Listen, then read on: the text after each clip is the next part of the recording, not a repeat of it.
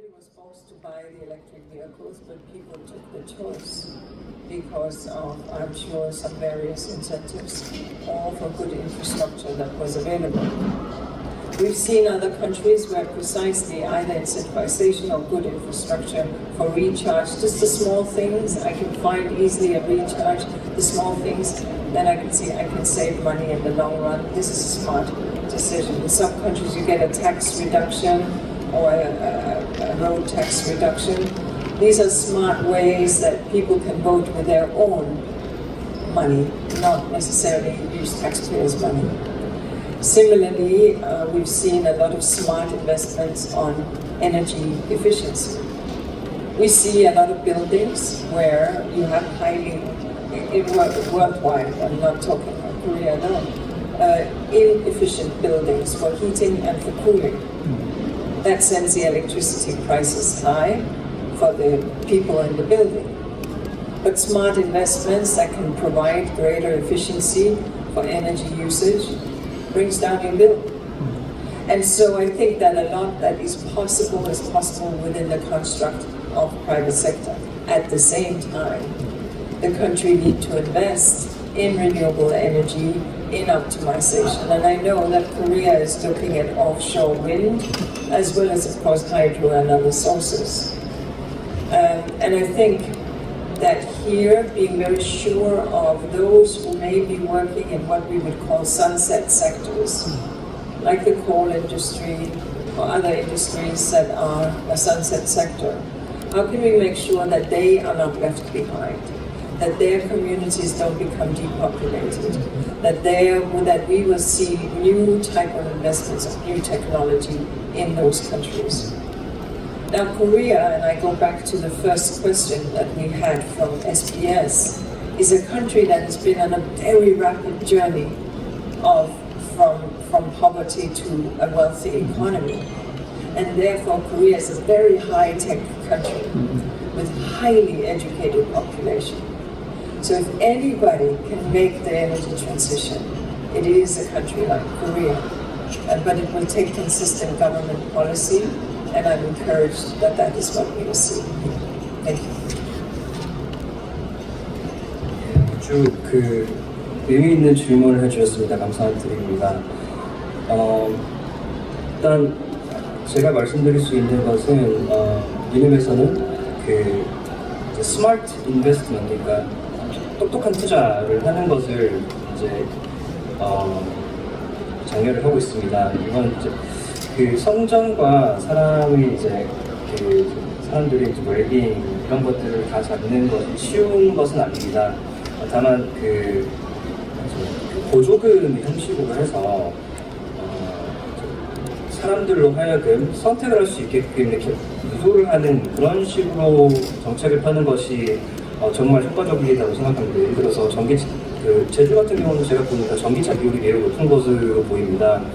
이는 누구도 사람들에게 강요한 건 아니죠. 사람들이 선택을 할 수 있게끔 이렇게 유도가 된 것으로 알고 있습니다.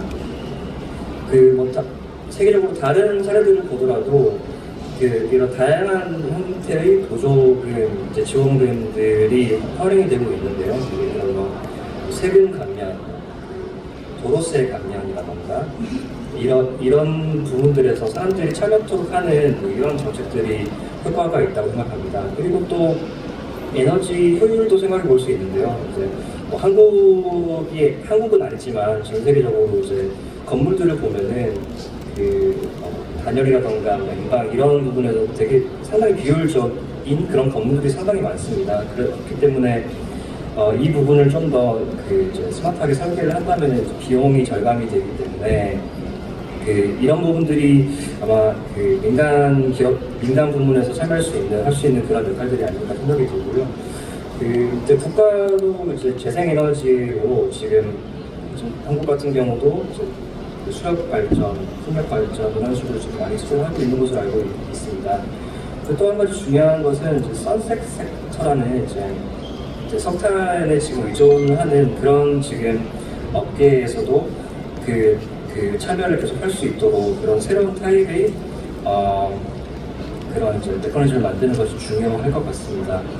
아까 SBS 기자님께서 질문하신 거에 대한 답변을 드렸지만은 한국은 개도국에서 선진국으로 그 빠른 전환을 이룬 국가입니다. 그래서 기술력이나 교육, 예를 들어서 교육 수준이 매우 높기 때문에 에너지 전환을 효과적으로 할 수 있는 국가를 어떤 국가가 제일 잘할 수 있을까라고 생각하면 저는 당연히 한국이 주도를 할 수 있을 거라고 믿습니다. 하지만 시간 관계상 짧은 질문 하나만 받도록 하겠습니다. For the sake of time, we will... I think there was a lady just behind.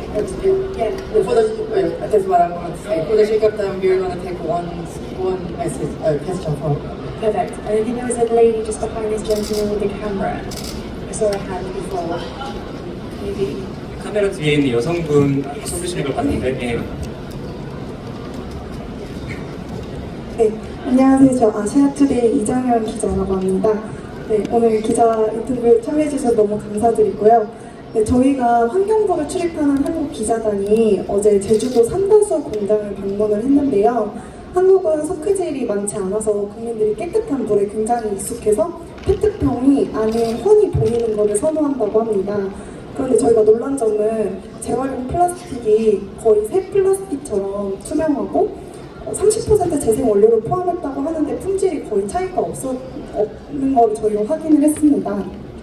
근데 우리나라는 대기업과 그 중소기업 간의 이중 격차가 굉장히 심해서 대기업의 거의 취약계층을 위한 복지 재원들을 의존하고 있는 실정인데 이 중에 석유화 기업도 많은 부분을 차지하는 것으로 저는 알고 있습니다. 그래서 생산 감축이 한국에서는 적어도 양극화를 심화시킬 수 있는 어떤 원인이 될 수도 있다고 생각하고 개도국들도 이런 문제를 갖고 있다고 생각하는데 이런 점에서 정부는 생산자 책임 재활용 제도를 통해서 지속 가능한 성장기조 해법을 찾고 있는 것 같은데 이런 정책에 대해서 유인은 사무총장이 어떻게 생각하시는지 듣고 싶습니다.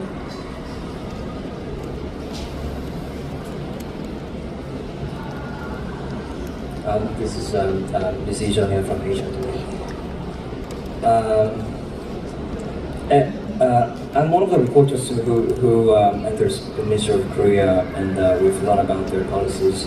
And here in Jeju, we saw the Sandasu water, the production company, because the water in Korea is relatively clean, so people would prefer their bottles to be transparent. And I've seen the bottles that were recycled, that were produced from recycled materials, and it seemed 30% of recycled, and it seemed that the quality is about the same. My question is, because in Korea, large corporates are leading I'm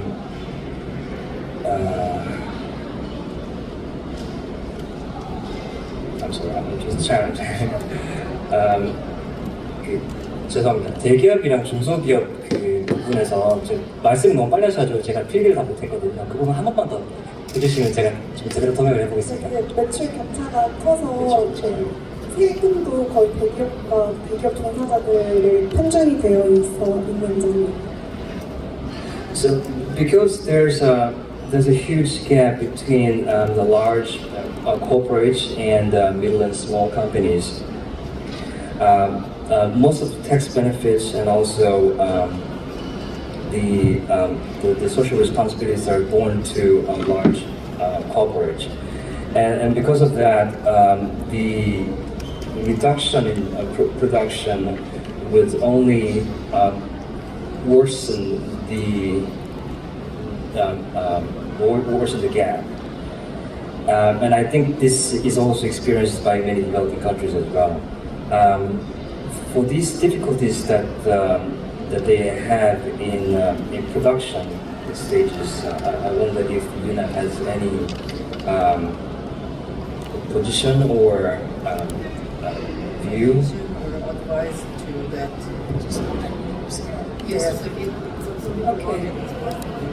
I mean, there is a lot in this question, and I'm afraid that I might not have fully understood what Madame was asking, so forgive me, because I may have misunderstood.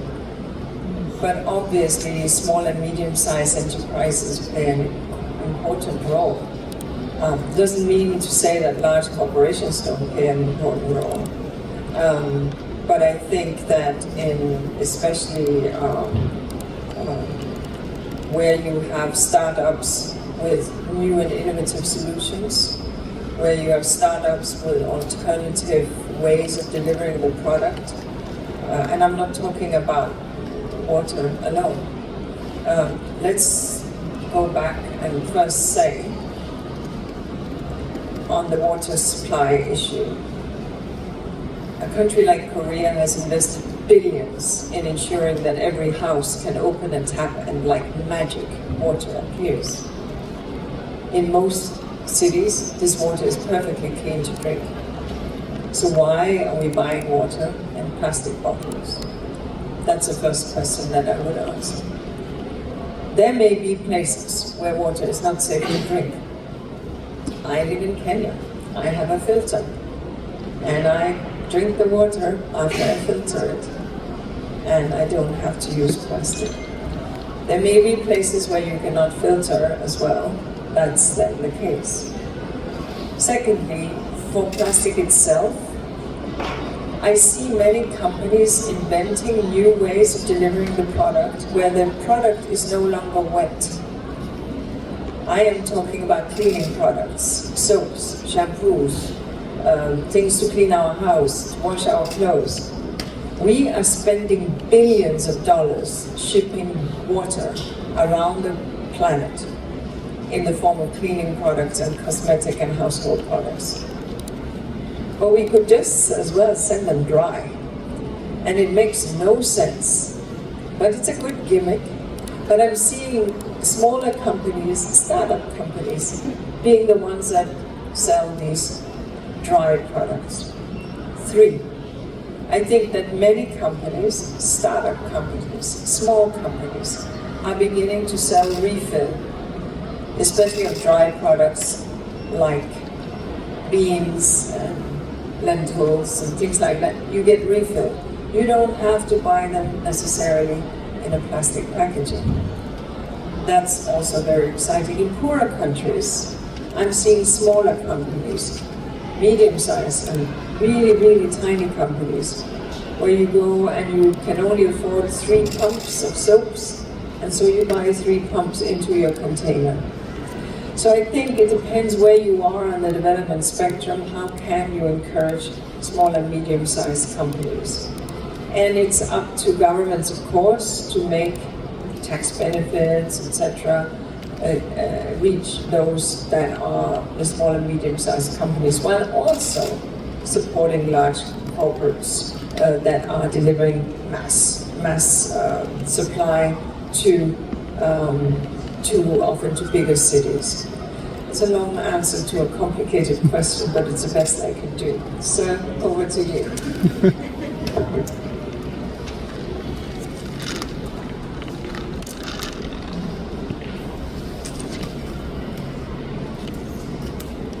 예, 질문해 주신 거에 감사드립니다. 아주 복잡한 질문이어서 제가 제대로 이해를 했는지 모르겠는데 일단 최선을 다해서 답변하겠습니다. 그리고 통역이 좀 제대로 안 된 것 같아서 죄송합니다. 말씀하신 부분을 이제 옮겨드리면은 물론 이제 그 중소기업 역할이 중요합니다. 대기업 역할도 중요하겠지만은 특히 이제 스타트업 이제 기업들이 이제 뭐 생산이라던가 이런 과정에서 그 중요한 역할들을 할 수 있는데요.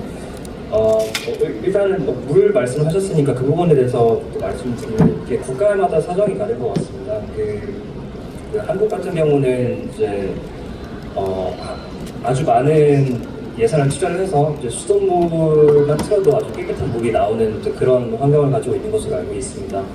그럼에도 불구하고 왜 플라스틱 병에다가 물을 구매를 할까? 이런 거는 고민을 해봐야 되는 문제인 것 같고요. 근데 또 모든 국가들이 수돗물에서 깨끗한 물이 나오는 것은 아닙니다.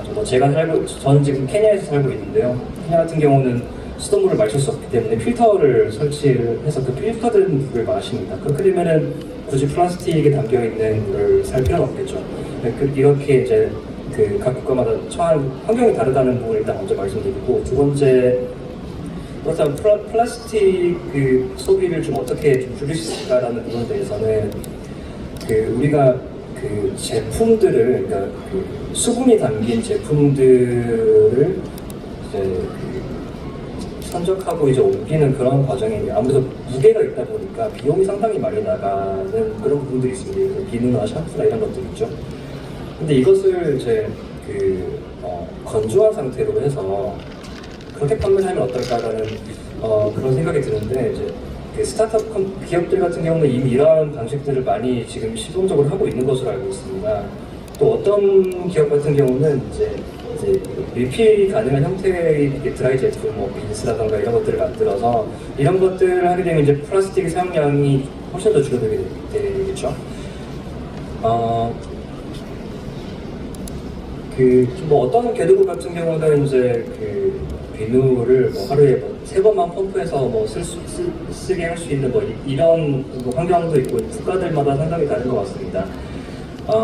이제 그런 환경들에 맞춰서 국가들이 뭐 그 대기업도 그렇고 중소기업도 그렇고 여러 이제 세금 혜택이라든가 이런 것들 통해서 지원을 적극적으로 하는 것이 중요하고요. 뭐 중소기업도 마찬가지고 대기업도 대량 생산 등 아주 중요한 역할들을 하고 있기 때문에 이렇게 국가가 지원을 하는 것이 중요하다고 말씀을 드리면서 복잡한 질문에 답이 됐을지 모르겠지만 이 정도로 일단은 마무리하겠습니다. 네, 시간 관계상 오늘 기자 간담회는 여기서 마무리하도록 하겠습니다. 오늘 참석해주신 모든 기자분들과 to show you and your organization's commitment and dedication on this issue. 그럼 바로 기자분들과의 질의응답 시간을 시작하도록 하겠습니다. 질의응답 시간은 이번에 소통 담당 비서관이 직접 진행해 주도록 하겠습니다. Now we will begin the Q&A session, and the public communication officer from UNEP will be moderating this. Please raise your hand if you have any question and introduce yourself to the microphone first. Maybe you will allow me just to do some introductory remarks. Just to say good morning to members of the press and thank you so much for coming. I'm absolutely delighted to be here in beautiful Jeju, Republic of Korea. And I want to extend my deep appreciation to the people of Jeju, the officials from Jeju, and of course, the people of the Republic of Korea for offering to host this World Environment Day. This World Environment Day is the day when we mark the birth of UNEP. It was gabbled and agreed 1972 in Stockholm that UNEP should be established, and this is our birthday, 53 years old. I want to say that while I've been here in Jeju, I have had the privilege of meeting with Ms. Yang Yeon-mi. She is one of the Haenyeo, and she is extraordinary, I should let you know. And she taught me about what she has seen over 50 years of free diving. She's seen more pollution, seen less seafood, and seen more plastic in the ocean. I also have the privilege of meeting with Governor Oh Young-hoon, to whom I'm immensely grateful, and of course to meet with Minister Kim Won-suk, the Minister of Environment. As we heard from our kind colleague, this year is a very big year for plastic. We're in the process of the negotiations. There's lots to discuss, and I'm sure that you have many questions. Thank you. 네, 우선 이 자리에 이렇게 와주신 여러분들께 감사의 말씀을 드리고, 제주에 다시 이렇게 오게 되어서 정말 감사한 마음입니다. 그리고 올해 세계환경의 날을 이렇게 주최해 주신 대한민국 정부에도 감사한 말씀 드리겠습니다. 세계환경의 날은 아주 뜻깊은 날입니다. 저희 UNEP이 최초 1972년에 스톡홀름에서 창설됐는데 그 날을 탄생하는 기념일입니다. 저는 제주도에 방문을 해서 저희 해녀님과의 만남을 가져서 매우 뜻깊은 만남을 가졌습니다. 이분의 말에 따르면 50년간 잠수를 하면서 해녀 활동을 했었는데 그간 50년간 이제 해산물들 이제 수가 많이 줄어들고 플라스틱 수가 계속 증가하는 그런 이야기를 나눠 주었습니다. 그리고 또 저는 도지사님 제주도 도지사님과 그리고 환경부 장관님과의 아주 의미 있는 만남도 가질 수 있게 되었습니다. 올해는 플라스틱 협약에 있어서 아주 중요한 해입니다. 그래서 오늘 이 행사가 아주 의미 있고 뜻깊은 행사라고 생각이 됩니다. 감사합니다. Thank you very much. We have a couple of questions. I saw this gentleman's hand first. Please, before you ask your question, if you could just explain the outlet you're from and your name, that would be great. 질문하실 때 어디서 오셨는지랑 성함과 함께 말씀해 주시면 감사하겠습니다. Thank you. My name is Seman Jang, working for SBS Korean TV station. And if you don't mind, I'd like to ask you in Korean language. 두 가지 여쭙도록 하겠습니다. 첫째는 이번 환경의 날 행사와 관련해서 한국 정부가 내세우는 핵심적인 사안으로 그린 ODA 혹은 개도국을 향한 환경협력 사업을 한국 정부가 주도적으로 추진해 나가겠다 이런 내용인데 특히 사업의 실효성을 위해서 자금의 규모를 키우기 위해서 월드뱅크나 아시아개발은행 또 GCF 이런 국제적인 금융기구의 자금을 유치해서 활용토록 하겠다라고 하는 게 큰 보관인데 이런 자금들이 이미 다 사용처가 있을 텐데 한국 정부가 새롭게 뛰어들어서 이런 자금을 활용해서 환경협력 사업에 활용한다라고 하는 계획이 현실 가능성이 어느 정도 있다고 보시는지 여쭙고요.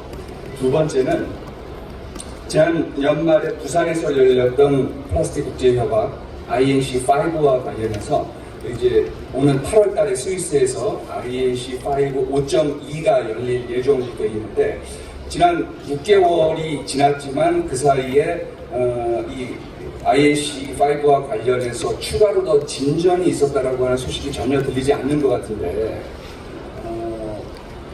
남은 2달 동안 어떤 이 교착 상태를 풀 진전이 있을 수 있을지 혹은 그를 위해서 이 의장님의 새로운 초안이 만들어지는 것이 돌파구를 마련한 하나의 해법이 될지 두 가지 좀 여쭙도록 하겠습니다. 감사합니다.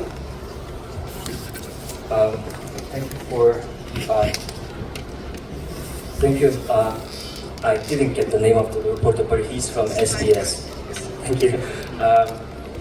He asked two questions. The first question is the Korean government is planning to increase its green ODA or its plan to have environmental cooperation with developing countries.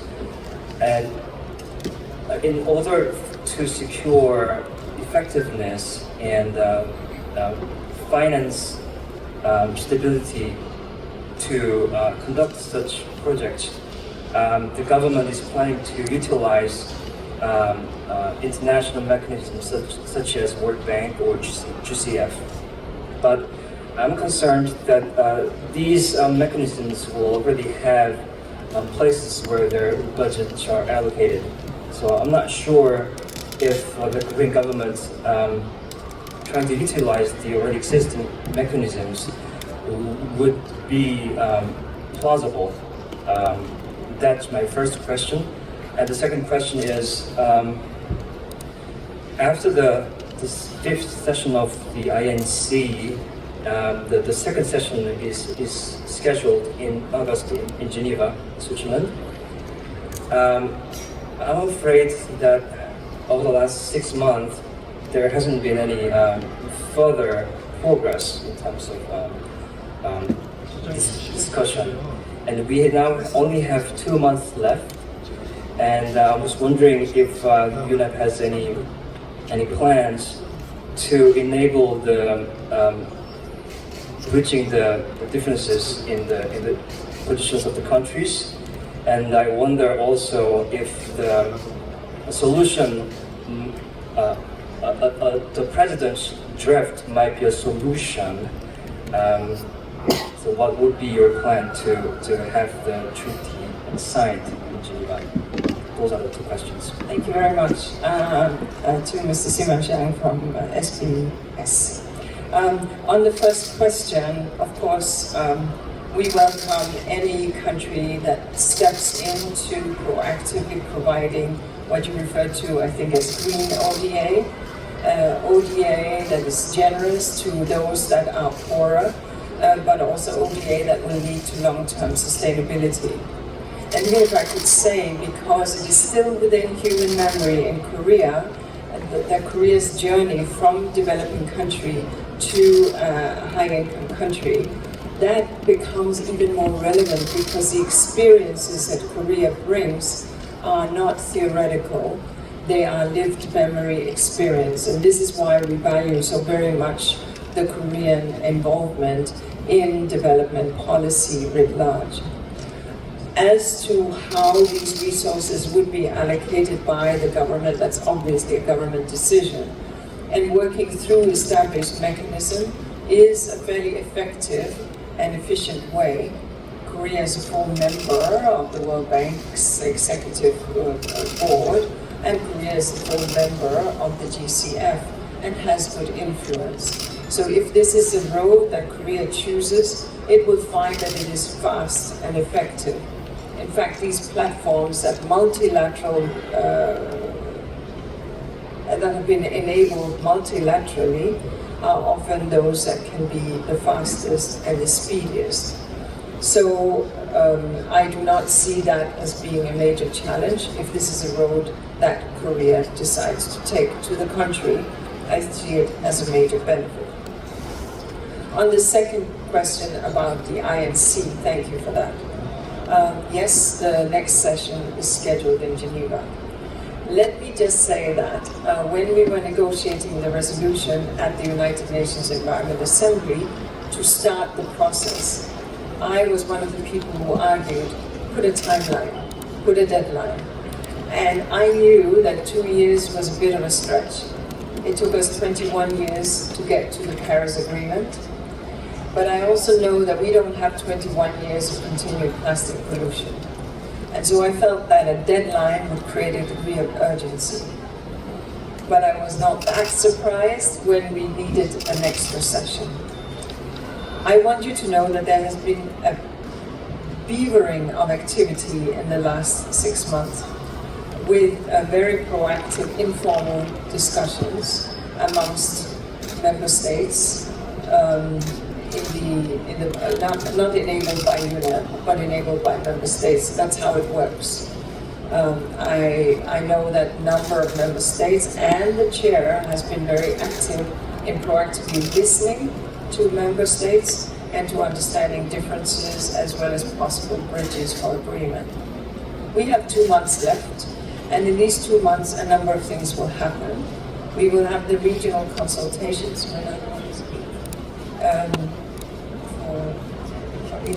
The regional consultations for Asia Pacific will happen in Bangkok 8th through 12th of June or through 10th of June. That will be for Asia Pacific, but they are also for Africa, for Latin America, etc., etc. We will then have heads of delegation meetings in Nairobi. On the sidelines of the Basel, Rotterdam and Stockholm COP, I hosted an informal heads of delegation meeting. That was in April in Geneva. And on the sidelines of the Oceans Conference in France in Nice next week, I will also be hosting a ministerial meeting of ministers involved in negotiations. So I am seeing that there is a beginning of bridge building, but at the end of the day, it will come down to the negotiations. We will have a ministerial segment of the negotiations in August between the 12th and the 14th, and we very much hope that ministers will be present because that will allow for a broader sense of engagement and leadership and dialogue. Thank you.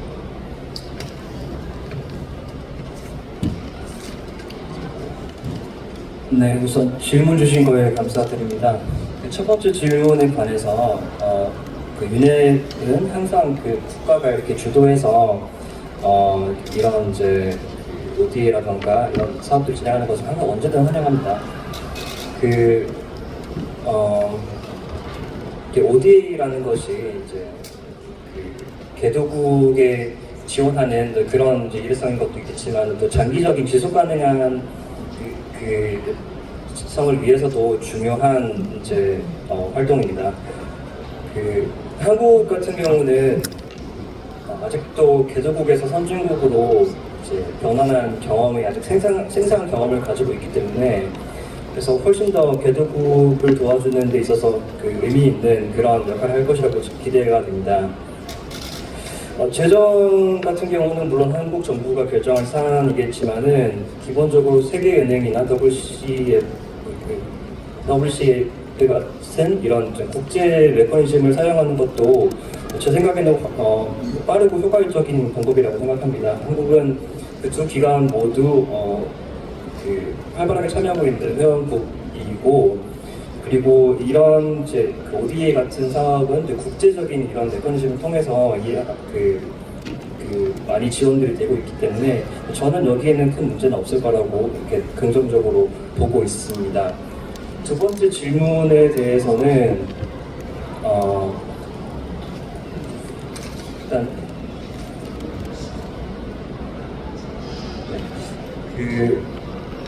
저는 이제 처음부터 이제 이 타임라인이 중요하다고 강조를 해왔습니다. 사실 2년이라는 시간은 어떻게 보면 정말 짧은 시간이었고 특히나 파리 협약이 21년이 걸렸던 것을 생각을 하면은 2년은 너무나 짧았다고 생각이 듭니다. 그러나 우리가 그 플라스틱 오염 문제를 이렇게 21년간 시간을 두고 여유롭게 할 수 있는 그런 시간은 없기 때문에 이렇게 2년이라는 시간을 잡았지만은 저는 개인적으로 5차 INC 때 협상이 되지 않은 것에 대해서는 크게 사실 놀라지는 않았습니다.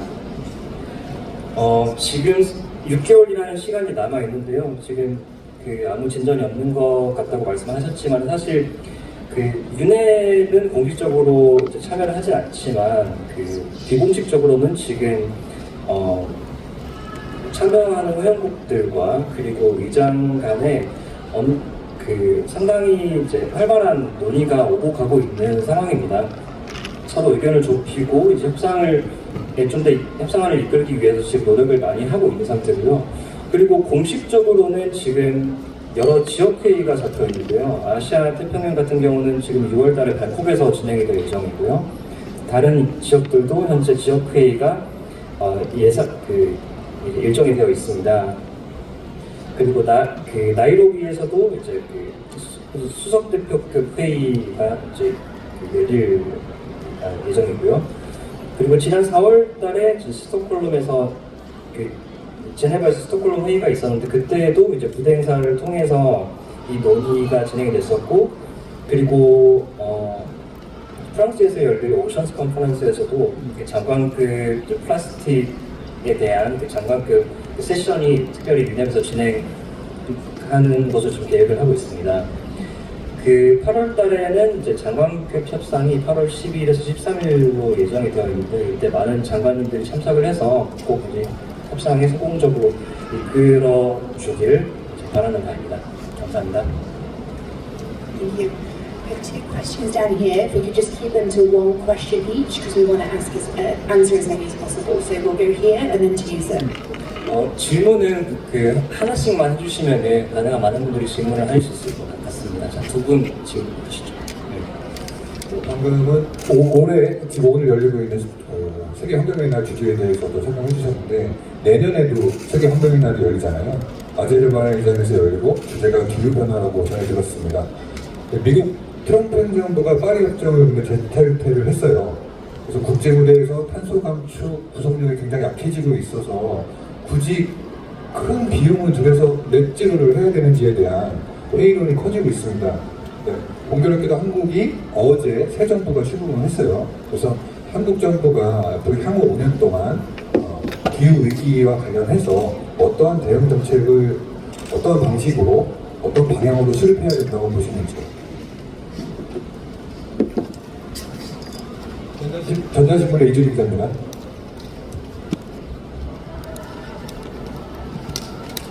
소속 한 번만 더. 전자신문. 일렉트로닉 타임즈.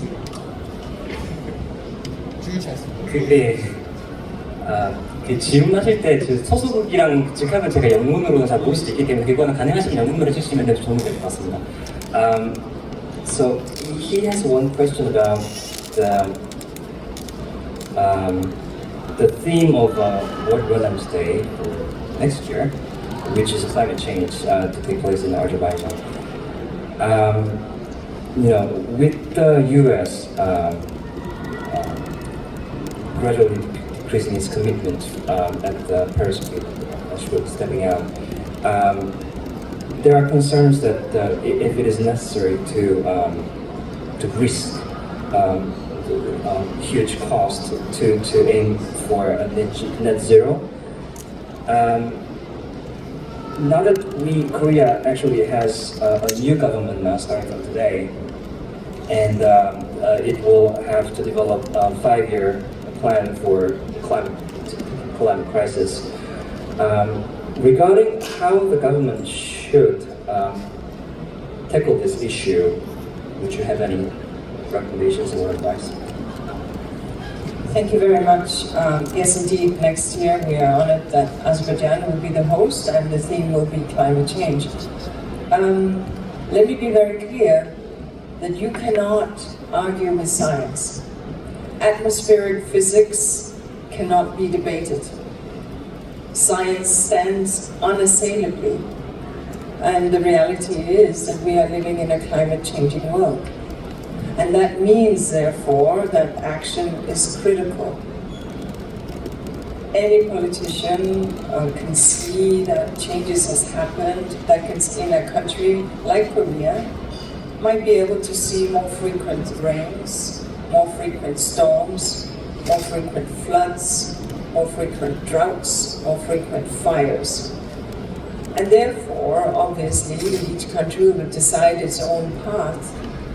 But there are 192 countries that remain very committed to the Paris Accord. And it is critical, as climate is changing, that we take action as early as possible. But it's also good for our economies. It's good for growth. It's good for jobs. It's good for long-term security. And it's good for peace and development. If we understand that investing in clean and green is good for our citizens, then that is what I understand that the new government has chosen to do from the speech yesterday. And they will have to deliver under the Paris Agreement a new action plan called National Determined Contribution. That is a 5-year plan between now and 5 years hence. All countries deliver that ahead of COP30. And so we, from the United Nations Environment Programme, are very clear that the climate science tells us what's happening, and delay will be more costly than action. Delay will mean cities flooded, forests burnt, harvest failed, and sea level rise. That's what delay looks like. And the costs will be higher for protecting citizens. So I recognize that the costs for going carbon neutral are not cheap, but it is cheaper than the cost of not taking action. So I will wait and see what the government decides to do, but I was encouraged to hear the speech from the incoming president. Thank you. 네, 질문에 감사드립니다. 말씀하신 것처럼 내년 세계환경의 날의 주제는 기후변화가 맞습니다. 저는 일단 이것을 강조를 하고 싶은데요. 과학과는 논쟁이 불가능합니다. 누가 뭐라고 해도 기후변화는 실존하고 있고 지금 여러 가지 전 세계적으로 여러 가지 문제를 이야기하고 있기 때문에 지금 이제 행동으로 옮기는 것이 중요합니다. 정치계에서도 지금 여러 가지 자연재해들이 발생하는 것을 보고 있고 경험을 하고 있기 때문에 각국에서 결정을 내려야 하는 시점이고요. 기후연합에서는 109 국가가 지금 활발히 참여를 하고 있습니다. 이런 각 국가들이 이제 행동이 최대한 빨라야 할 것입니다. 그래야만 경제라던가 성장, 일자리, 지속 가능성, 평화 이런 문제들이 다 순조롭게 진행이 될 것이고요. 그 녹색 이제 그린으로 전환을 하는 것이 결국에는 시민들에게도 좋은 것이라고 생각을 합니다. 어제 새로 취임하시는 대통령님 연설을 들어봤는데 그렇게 인식을 하고 계신 것으로 제가 이해를 해서 정말 기뻤습니다. 국가의 이제 행동 관련해서는 이제 모든 국가들이 당사국들이 그 제 30차 당사국총회까지 이제 NDC를 제출할 것으로 되어 있고요. 네, 이때 이것을 보면 이제 국가들이 어떤 액션들을 취할 것인지 알 수 있을 것 같습니다. 저희 유네에서는 항상 이제 기후는 이제 기후 과학이 중요하다라고 얘기를 하고 있고 이 기후 위기에 대한 조치를 지연하면 지연할수록 그 비용 거기에 따른 결과적 비용은 행동을 하는 것에서 따르는 비용보다 훨씬 더 크다는 것을 강조를 하고 있습니다. 지연을 하게 됐을 때는 여러 가지 자연재해들이 발생을 하고 홍수라던가 산불이라던가 이런 막대한 그 손실을 초래하는 이런 재해들이 발생을 하고 여기서 나오는 비용이 그 행동을 취하는 데서 필요한 비용보다 훨씬 더 크다는 것을 더 강조를 하고 싶습니다. 물론 탄소 중립을 하는 데는 많은 비용이 들겠으나 그 비용은 그것을 이행하지 않았을 때 발생하는 결과에서 따르는 비용보다는 더 낫다라는 것을 강조를 하고 싶습니다. 감사합니다. 네, 뉴스원 코리아의 홍덕훈입니다. Hello, this is 덕현황 from News Agency Newsone Korea.